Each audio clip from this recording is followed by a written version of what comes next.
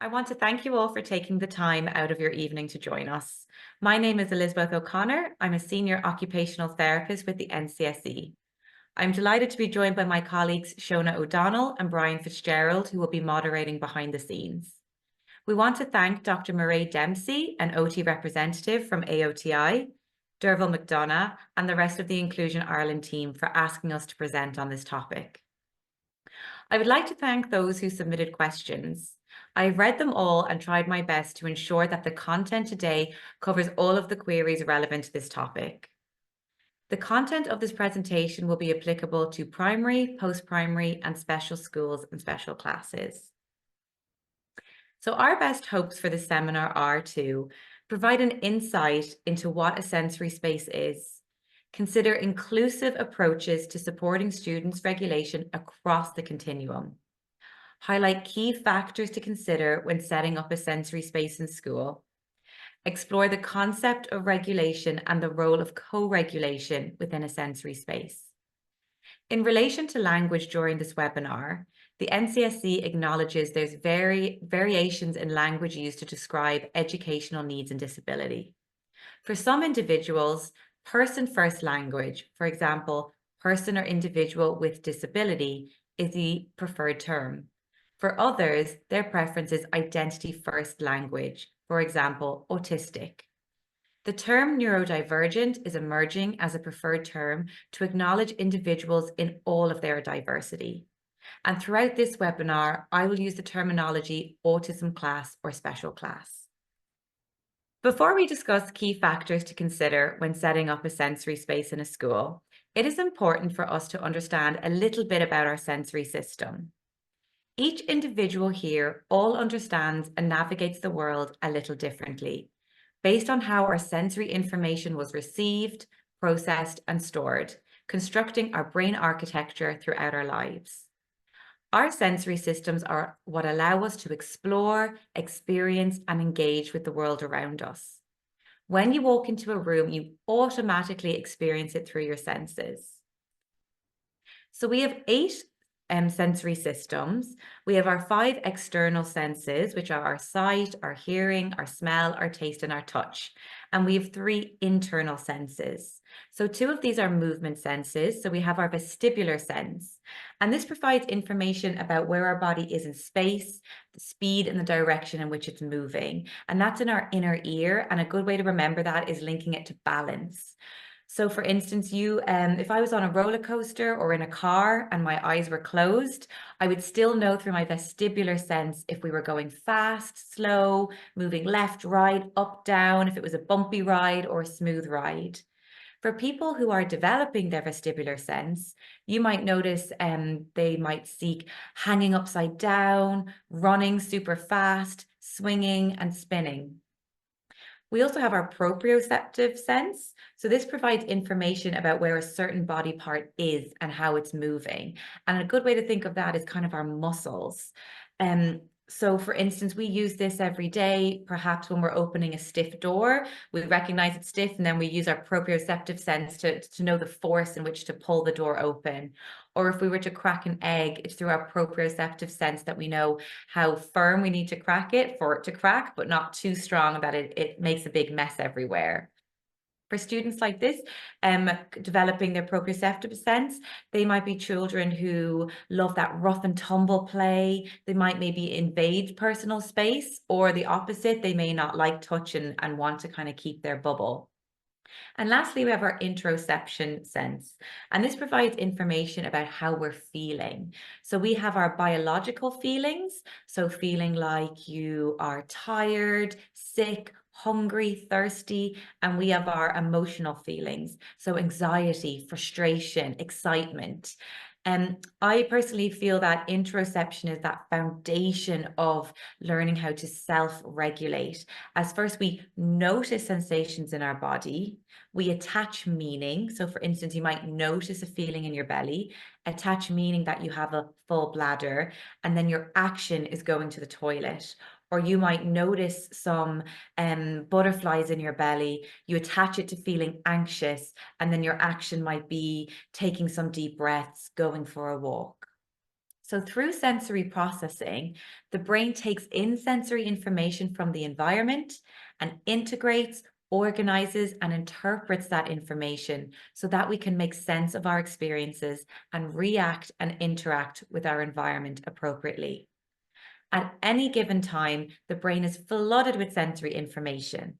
Yet the brain filters information, organizes, and translates this information, allowing us to focus and react to the most important stimuli.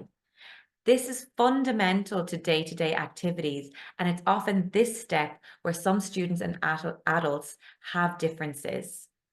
So, our capacity to respond and tolerate sensory information is influenced by time of day and other stress loads we may be carrying. So, for example, I could have a really good night's sleep, I had my breakfast, I have a manageable caseload, and I could hear a car alarm going on outside, but it won't be impacting my ability to engage and participate in my work. Whereas if I had a really terrible night's sleep, I realized didn't have any milk, so I couldn't have my breakfast. I had a really pressing deadline, and then my computer was stalling. That car alarm might be really insufferable and really impacting how I regulate and engage and kind of get my work done. So someone who is under responsive or hyposensitive to stimuli has a really big cup to fill before they perceive the sensory information. That is why some people with muted sensory processing often seek out a lot of movement. They might touch a lot of things. They might put a lot of things in their mouths. It's an attempt to gain far more input or information and fill their cup to register, process, and respond in their environments. So for some individuals, they have very high thresholds of stimuli.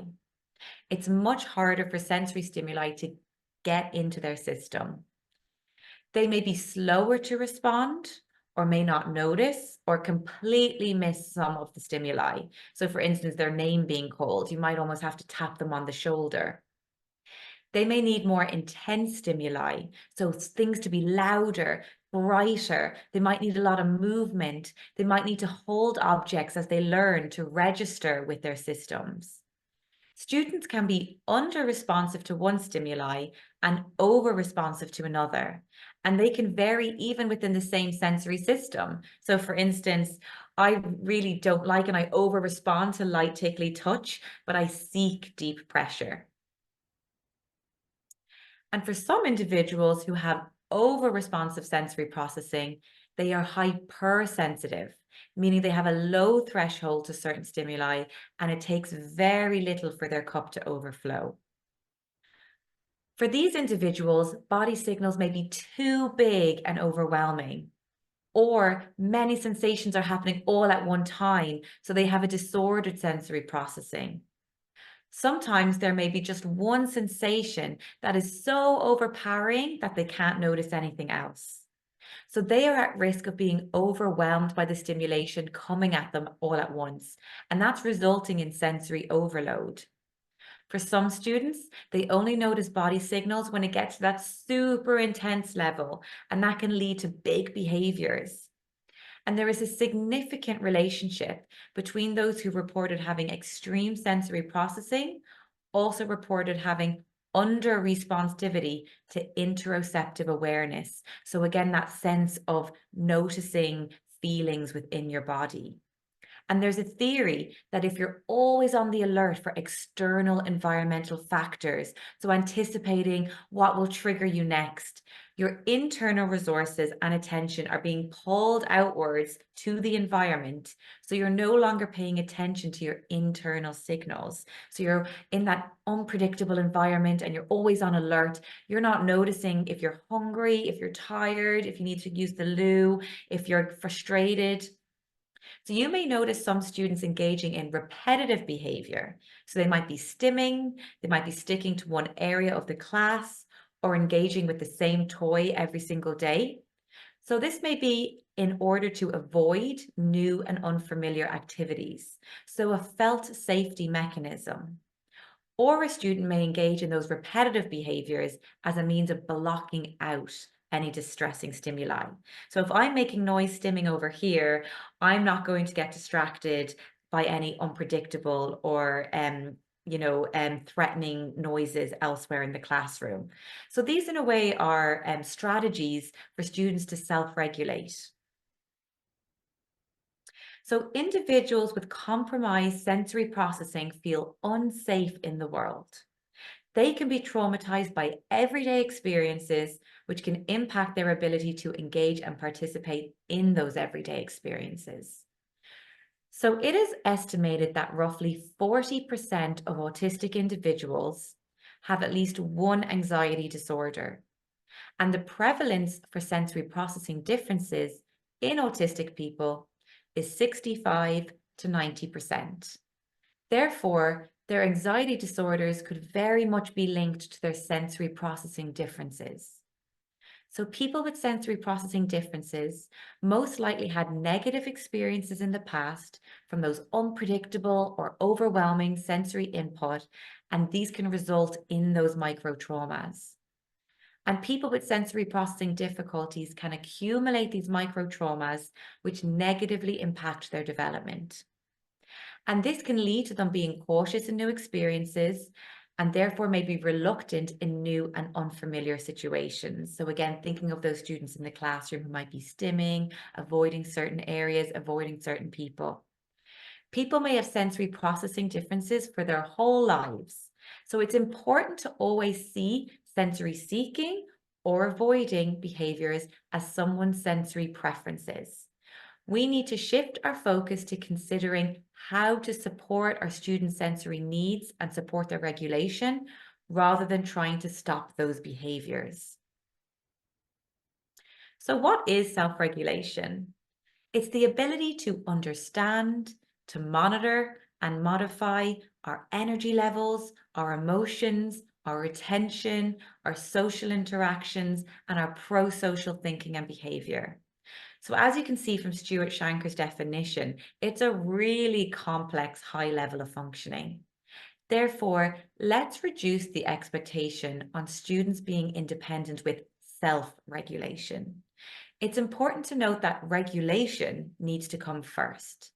A student cannot fully engage, participate, or learn if they are not regulated. Therefore, it's really worth setting foundational supportive whole class strategies in a calm and safe environment to set all students up for success. So it's important to note that sensory spaces cannot be used in isolation. There needs to be regulating strategies taking place across the continuum of support in tandem with the student visiting a sensory space. So we advocate for the push in versus the pull out approach. And by practicing this perspective, strategies can be preventative and proactive, rather than using the sensory space just for reactive purposes. So what are we doing within the everyday learning spaces to support the student to feel more regulated? Strategies and practices that are in place at that whole school and whole class level of support may be essential for one, but it will be beneficial for all students. So for instance, within that classroom environment, is there an accessible, quiet space where all students can go to feel a sense of calm and felt safety? Has the classroom been zoned so that the students can move to a different area of the classroom to support their needs and learning preferences? For instance, a group work table, and on the other side of the classroom, an individual work table. Are there opportunities throughout the school day for multi-sensory learning and academic infused movement? Are toolboxes available? Are choice boards and now next boards being used? Are UDL practices taking place to honor students' choice in how they engage, represent, and express their learning?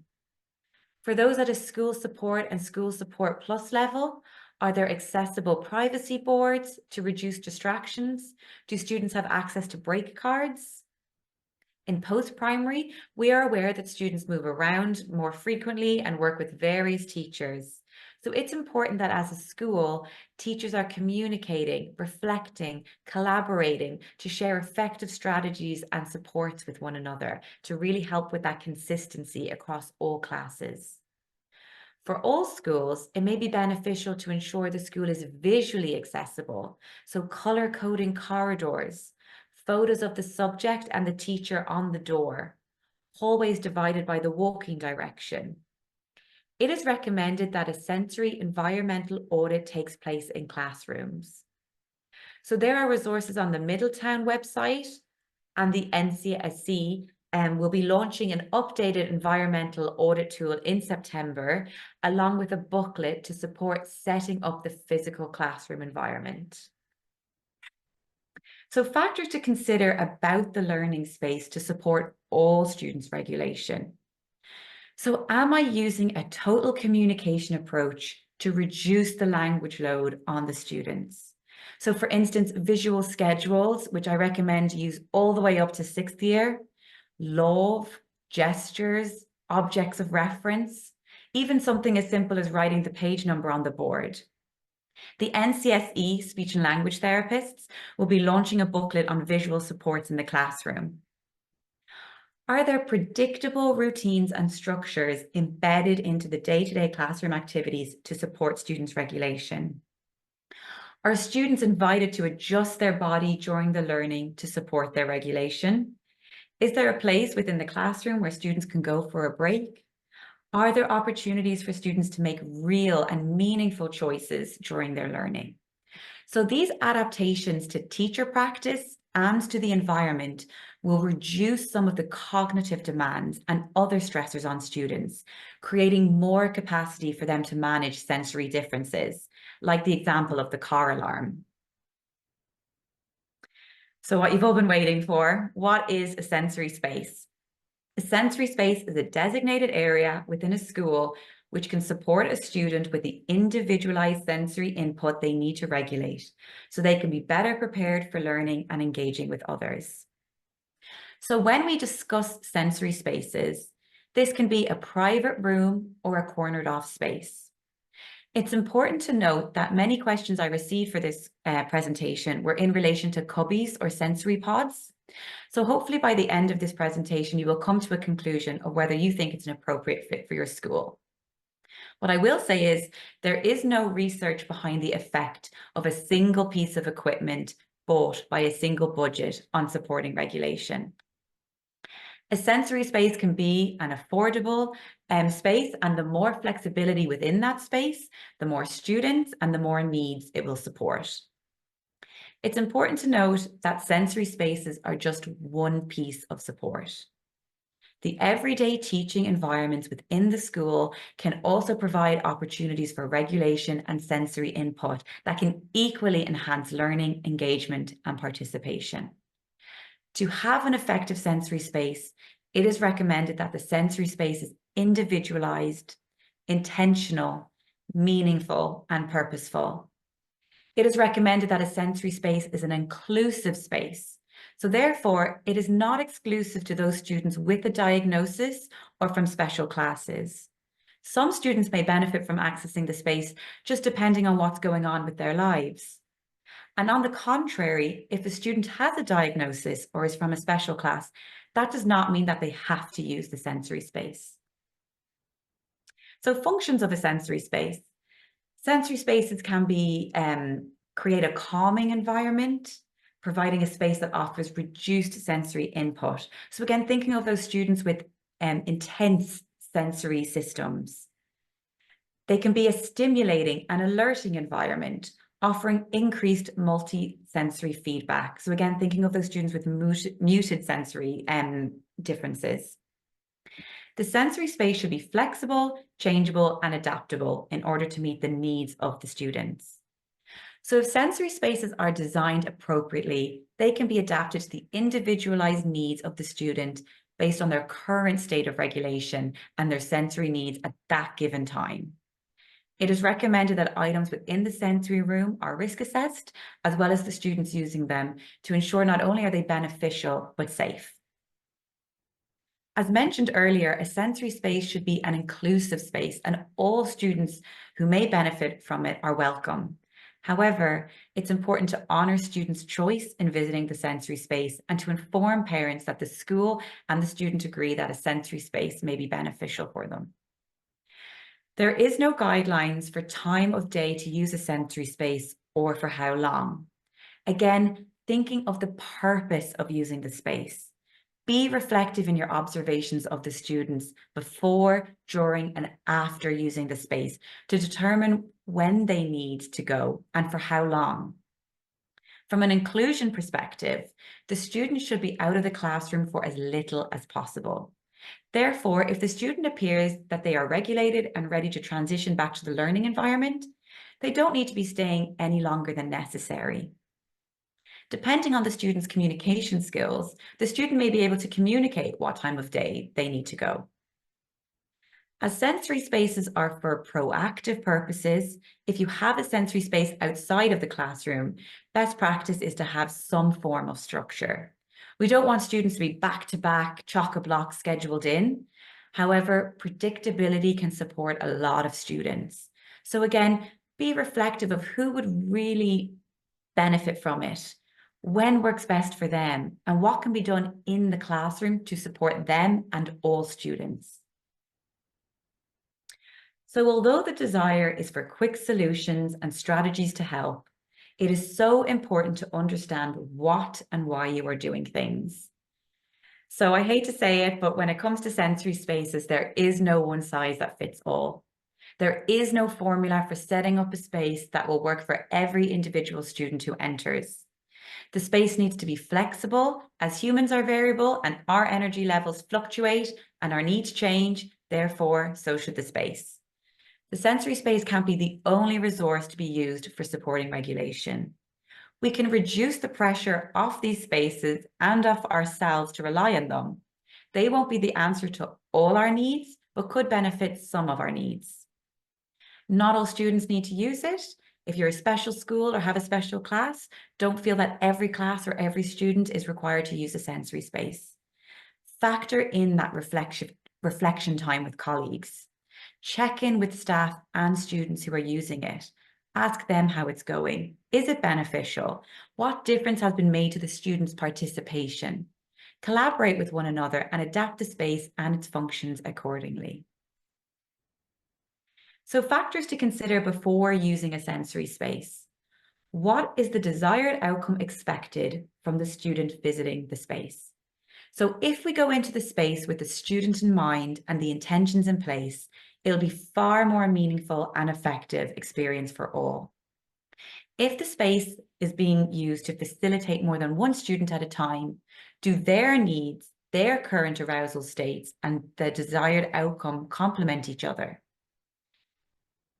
Has the student agreed to go to the sensory space? So the visit is overall to support regulation. If going to the sensory space appears to be dysregulating the student that day, perhaps we need to reflect and ask if it's really necessary, regardless of whether it's timetabled in. What proactive strategies are already in place in the classroom? So referring back to when we discussed the whole class supports, have we set the student up for success so that their visit to the sensory space is a positive experience and not a reactive experience? What is the student's current state of regulation entering the space? So are they going there for an alerting experience or a calming one? Do they appear in a high or low arousal level? Will interaction be beneficial or will they require space? Am I the adult regulated? So we will talk shortly about co-regulation. It is important that the adult is calm, regulated, and providing a stress-free space. There may be times that the space is being used to calm a student who is experiencing a stress response reaction. We as the adults need to have our own strategies in place to support our own regulation so that the students co-regulate with our calm state. Otherwise, the positive impact that we hope to gain from the sensory space will be minimal. Is there a plan for what we are going to do in the sensory space? So is this plan linked to the desired outcomes and how the student is now? If we are going there to provide specific sensory input to the student, have we designed the room in that way? So again, have we made it alerting? Have we made it calming? Is the student aware of this plan? Are there strategies in place so that the student has clear expectations of their time there? And what supports for transitions will be used? Are we supporting the students to maintain their regulated state once they leave the sensory space? Is there access to timers, visuals, perhaps a nice calming sound that signals the end of their time? Is there an item that symbolizes it's time to go back to class? Is there a 5-minute or a 1-minute warning being given to the student? So talking about that in more detail, a visual explains where the student is going, not only supports their understanding, but gives them opportunity to decline. The sensory room visual could also be on the student's visual schedule or their now next board. A similar visual of the classroom can symbolize that the student is transitioning back to class. A change card. So sometimes the sensory room may be unavailable due to another student needing it at that moment. So therefore, it's always beneficial to practice using a change card at that universal whole class level. It is recommended that change card is used regularly during times when you don't anticipate it will dysregulate any students. So for instance, on the whole class visual schedule, you could practice using a change card to indicate, for instance, that it's raining, so students will go to the hall and not the yard today. So you want students to be familiar of a change card before introducing at a time where the likelihood of dysregulation or confusion might be high. Visual timers, they're beneficial to prepare a student for when they are going to the sensory room, as well as for how long they have in there. They can also be used during unstructured time within the sensory space. For instance, 5 minutes with the bubble tube, then 5 minutes with the hammock. This is another opportunity for choice. Does the student want 5 or 6 minutes with the bubble tube? Finished cards and love is useful to support students' understanding and preparation to transition from either activity to activity or back to class. And as mentioned already, now next boards are again useful to support transitions, support students to prepare themselves and process what is coming up, what is expected of their time in the sensory space, and what is expected of them. And now next board can also help with transitions back to class. So if the student can see that something motivating will be happening in class on their return, transitions will likely be smoother. And providing opportunities of choice throughout the time in the sensory space can support not only the student's sense of autonomy and ownership within the space, but it can develop executive functioning skills through cause and effect. For instance, does the student want to listen to calming sounds from under the sea or from the woodland? This can also be used for images projected on the wall and activities they engage in, the games they play. Visuals can be made easily using software such as Boardmaker, Lesson Picks, and Widget.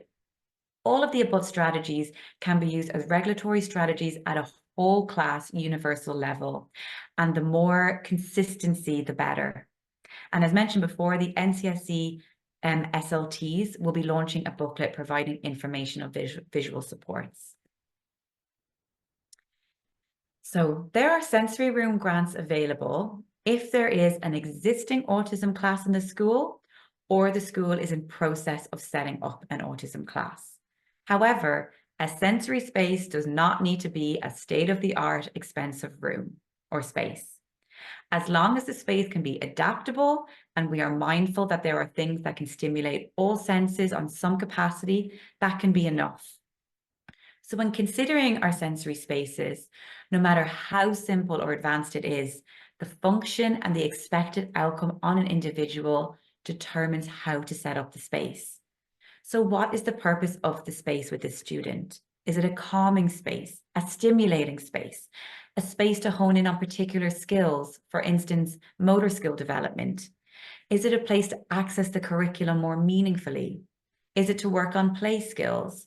Could the space accommodate more than one student at a time?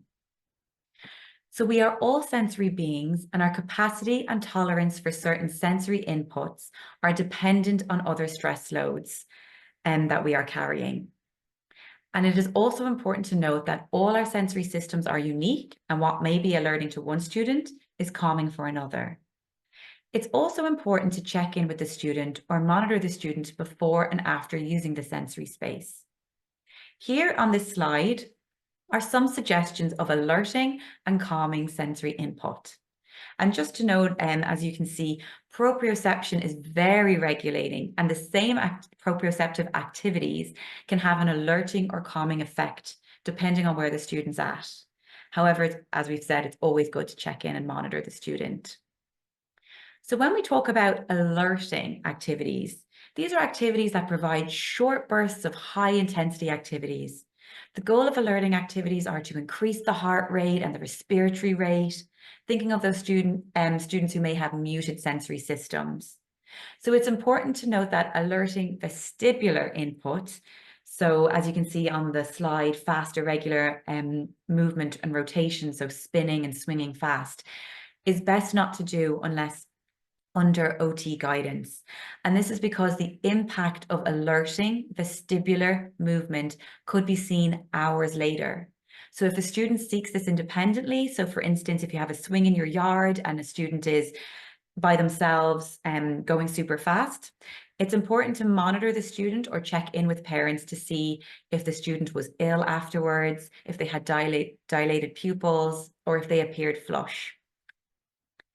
When we talk about calming input, it provides input to ensure that the students are calm and ready for the tasks ahead, assisting students in achieving that optimal state of regulation for learning, engagement, and participation. So thinking of our students who may have an intense sensory system. So it is recommended that when using the sensory space, things are switched on, taken out one at a time, and the student is monitored throughout. This will reduce the risk of the student becoming overstimulated or overwhelmed. If a student has an OT report or sensory diet, it's totally fine to contact the OT. A sensory diet is a work in progress document and a collaborative piece of work. It was not designed to be static. Any feedback and reflections you have can be beneficial for adjustments. So I'm just going to list some examples of each sense and some suggestions of calming and learning objects to include in your space. So for instance, our auditory sense, I would always recommend having speakers. So we, for an alerting input, we want that up-tempo music, loud, fast pace, even the volume can be a little bit louder. And for calming effects, we want slow, quiet, soothing music or noises from nature. For visual sense, a projector can be very useful.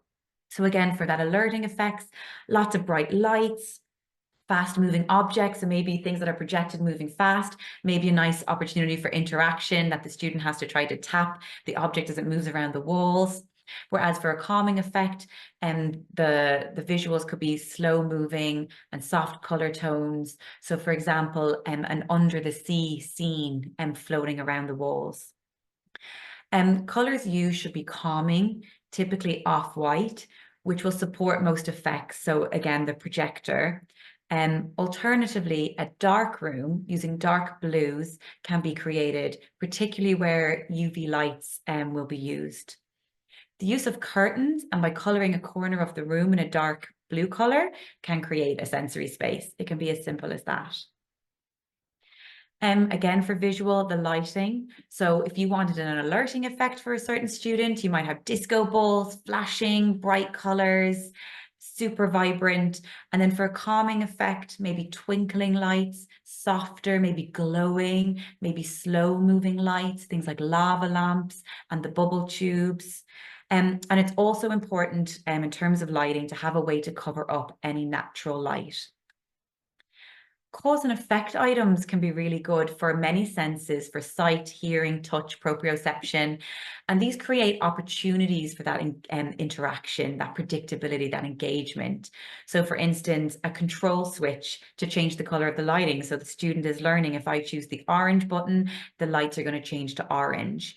Or it could be something a lot more simple, like blowing bubbles, and the student is popping the bubbles and seeing them disappear. As you can see, the sense of smell. So a diffuser might be useful for those alerting and calming smells. But it's important to recognize that not all students respond well to smell, and it may be beneficial to offer choice to students in relation to sense and also check in with parents. But what I would say is to be mindful of opportunities for ventilation. So is there a window that can open between visits? For the sense of touch, really thinking of textures. So you really want to set your room up or your space up where there's opportunity to touch different textures and thinking about the multisensory input that these textures can provide. So this invites students to interact with and explore their environment. So consider items such as the furniture, the cushions, the walls, the flooring, such as rugs, and sensory tools, all the sensory input that could be provided through these things. So consider if they offer textures like if they're rough, if they're smooth, if they're soft, grainy, fluffy, slippery, as well as items that give varied temperatures. So does it have a cooling effect? Does it get warm from holding it for long enough? Thinking of the consistency. And again, textures and proprioception, thinking of the weight of items. So nice heavy gym balls and things like that. Maybe lap pillows that are a bit heavier. But when it comes to weighted blankets, due to their high risk, it is recommended to use these under the guidance of an individual student's OT only. And then seating and equipment. So again, we've got that vestibular sense, that movement and balance sense. So for alerting, we really want it to be done kind of under the OT guidance. But you can think there are, thinking of items that do offer movement and can be alerting without it being too risky. So scooter boards, even something as simple as bouncing on a yoga ball, some rocking, and items that offer slow, linear, rhythmic movement will be calming. So for example, a rocking chair, a seesaw, even rolling on a yoga ball, some sort of swing or hammock. And then our proprioception, so our kind of muscle sense. So as we said, either both items or activities are alerting and calming. So think of seating that might offer a sinking or grounding effect. So a beanbag that can be firm or a beanbag that can be soft. Things like tunnels or cubbies that students have to crawl under and really use their muscle work and coordination. TheraBand, heavy lifting work, opportunities for pushing and pulling. So maybe a game of tug of war and a climbing wall, things like that. For older students, particularly post-primary, who may be reluctant to use the sensory space, they might find it more meaningful to be a part of designing what goes into the space, so that ownership. And perhaps they could even get involved in setting it up and creating it. So maybe painting the corners of the walls of a classroom to visually zone off the sensory space. And it's also interesting to note that we had a huge interest in outdoor sensory spaces for this webinar. So the same principles apply, considering our senses and considering, what items give us in terms of sensory input. So perhaps walking or transferring on gravel or wind chimes or water features make a nice calming noise. Mirrors can reflect light. Plants provide smell, textures, color. Bird feeders and plants can attract wildlife. Having raised flower beds ensures accessibility. Perhaps a rocking bench provides calming vestibular input. So connecting with the outdoors offers great opportunity for regulation as it soothes the nervous system. So consider having a calming zone even in your yard. So important factors for safe, effective use of the sensory space. Language. So through working in schools, I have heard sensory spaces being labeled withdrawal rooms, OT rooms, breakout rooms. Some literature has described them as isolation rooms. The language is very important to set the tone, the function, and culture to not only staff, but to the students. So we want these spaces to be positive, flexible, inclusive spaces that are supportive and proactive in function. The same way autism classes or special classes is now used instead of an ASD unit. Meaningful and purposeful. As mentioned throughout this presentation, the use of a sensory space is not a tick box exercise. If we are continuously reflective of the impact to a student's development and learning, the outcomes of the space will be far more positive. It's recommended that the sensory space, as well as the classroom, are opportunities to explore a student's sensory preferences by following the student's lead and observing what the student seeks. So by giving student choice throughout their learning and within the sensory space can be a useful tool for information gathering and learning more about the student's sensory preferences, as well as themselves learning more about their preferences, especially in absence of formal assessments. This knowledge will be supportive in making the student's experience within the sensory space far more effective. So with multisensory learning, be observant and reflective of the students within the classroom. From learning about the sensory system today, see if you can gain more of an understanding of a student's preferences and needs. Reactive versus proactive. So there will be times where the sensory space will be an environment used to support a student who is at a heightened and stressed response to feel safe. However, if a student is only associating the space as a space they go to calm themselves when highly stressed, we need to take a step back and look at the classroom environment. Our aim is to reduce the stress load and the demands within the learning environment, so that the student is often using the sensory space regulated to optimize that time to develop their sensory system, among other things. Punishment and rewards. So a sensory space is a regulatory tool, something a child needs. It is recommended to use the sensory space to set a student up for success. Therefore, it may be beneficial to go for a student to go before an activity rather than as a reward for them completing their work.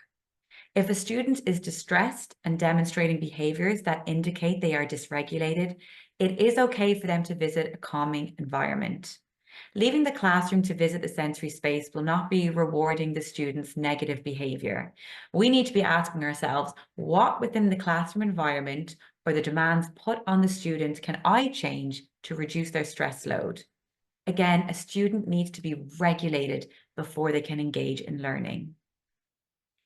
Interactions versus a solitude or unsupervised space. We now know that a sensory space is adaptable and flexible depending on the student. Therefore, the level of engagement and interaction varies too. Some students may seek and need a quiet and peaceful environment, but for other students, the sensory space may be a really valuable time to support their interactions, their play skills, and their social emotional learning.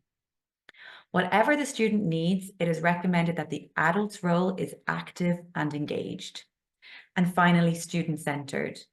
All of the above points are set in the foundation that the student, their sensory preferences, and their means of communication, their ways of engaging and participating in learning are the forefront of all considerations that follow. So these are findings from a qualitative study interviewing 127 multisensory room practitioners across the UK to capture the considerations that have a positive impact of these spaces. So the first thing, location of space. Positioning these spaces in busy corridors, so for example, opposite the gym or the library, was a stressful process to enter or exit, so those transitions. Whereas positioning the space near the administrative offices ensured better management and maintenance and upkeep of the space. So an environment free of light pollution to access visual stimulation. So interviewees who mentioned being able to create a blackout in their multisensory rooms all did so to optimize the visual stimulation. The ability to personalize experience to particular individuals as an essential characteristic of their multisensory room. But in order for this to be possible, time must be given to setting it up. So, as discussed, perhaps reducing the unnecessary time a student is in the space and using that time to set the space up, making their time in the space more valuable. So if you schedule students back to back 30 minutes, however long and however often, maybe the student actually only needs 20 minutes or 15 minutes of meaningful engagement in the sensory space. And the other minutes could be used for thinking of that student, thinking of the state they're in, and setting the space up to suit their arousal state. So timetabling was frequently mentioned by interviewees as a barrier to getting the most out of the facility.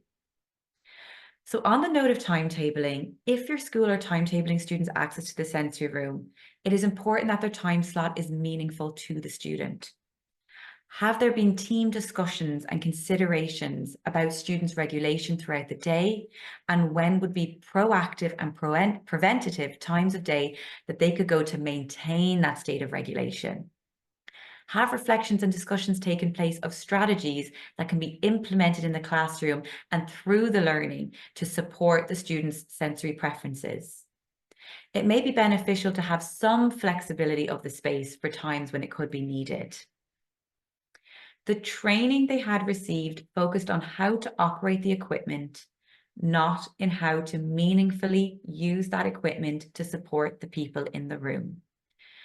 So the training, so there was reports in this study that in a relatively short space of time, advertising claims about multisensory environments ceased mentioning the relational aspect of multisensory room practice and instead focused on claims about the equipment alone.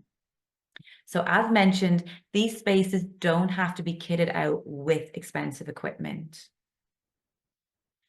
So when we investigate the impact of the rooms, we find that some have a damaging effect, others have a positive effect, but many have little to no effect whatsoever.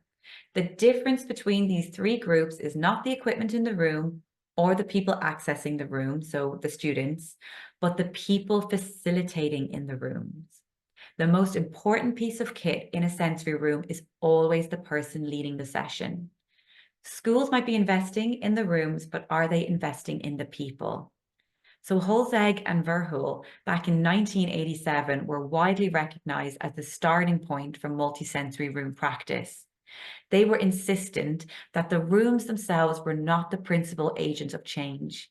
They attributed the transformations witnessed within the rooms to an underpinning philosophy informing a respectful, relational manner of working.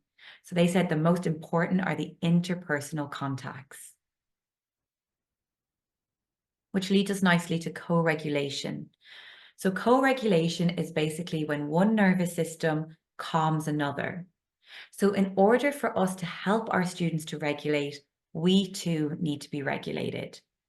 So it's about being with others in a way that transmits a sense of felt safety and comfort. So studies show that students who have experienced trauma have heightened neuroception. So neuroception is a subconscious ability to detect perceived threat or felt safety from others or from the environment. So a lot of the times when we're stressed, we're more aware of energy and arousal states of others. And this links back to our survival, evolution, so our survival mode. So when we were, hunter-gatherers, we were constantly under stress in that fight or flight state. We were either going to be eaten or we're trying to find our food. So we had really strong neuroceptions, and we still have that today. So it's important for us to be aware of ourselves, check in with ourselves, take a moment to take that deep breath and regulate our own arousal levels. Start to develop the awareness of ourselves. So tuning into our own interoceptive signals and notice where we are to help us be better co-regulators. So it's worth that investment in time and being mindful about it in order for that co-regulation to take place. So I always have a mantra that I, as the adult, am the most important regulator in the room. So I need to be aware of my nervous system and my interactions. So we now know and understand how prioritizing the adult's regulation is actually putting the student first. So what can we do within the school environment to create that culture and that ethos of valuing the adult's regulation? So as the slide says, what are your restorative practices? So I've been to many schools who have done some really lovely things as a school to really value and prioritize the adults regulation in order to prioritize the students. So some schools start each morning with a check-in and they affirm others' values and strengths. So that real specific praise. And we know that from doing specific praise with our students, they're more likely to keep doing more of it. So the same goes for adults. And one school had a shout out board.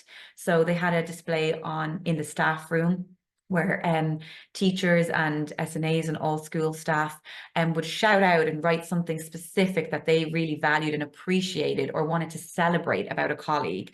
And again, that really creates that ethos and that community within a school that we're putting ourselves first. So to summarize, proactive strategies within the classroom may be essential for some, but it's beneficial to all students' regulation and sensory needs. And by prioritizing at a universal whole class level, you're really ensuring that the students going to the sensory room have a wider capacity to use that time in the sensory room for developing their sensory system, as opposed to a reactive regulating tool. Sensory spaces are inclusive spaces, so we're not excluding anyone to be allowed to go into them.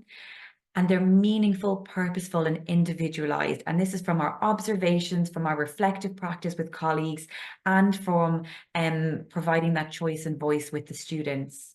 So following that student's lead. The adults in the room are the most important part of the environment, and adults play a vital role in co-regulation. And the more a student is regulated through our co-regulation, the more opportunity they have for learning strategies and observing our regulatory strategies. So here are some resources that we recommend, again, ideally at that whole class universal level. And finally, we have a QR code here for our sensory spaces in schools.